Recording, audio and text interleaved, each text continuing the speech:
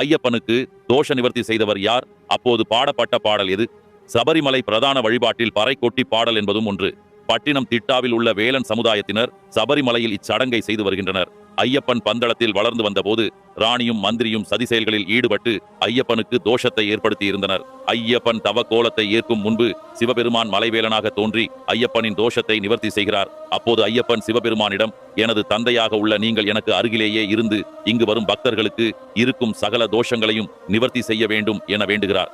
சபரிமலையில் சில அசம்பாவிதங்கள் நடைபெற்ற போது ராஜா தேவ பிரசன்னம் பார்க்கையில் தெய்வீக தன்மையையும் தூய்மையையும் பேணுவதற்காக இவ்வேலன் பாட்டு பாடப்பட்டது. 18ஆம் படி முன் பாடப்பட்ட இப்பாடல் பின்னர் இடம் மாற்றப்பட்டு மாளிகைபுரத்து அம்மன் கோவிலின் பின்புறம் நடைபெறுகிறது. இப்பாடல் பாடுகின்ற வேலன்மார்கள் பரமசிவனாகவும் கேட்கின்ற பக்தர்கள் ஐயப்பனாகவும் நினைத்து இச்சடங்கை செய்து வருகின்றனர்.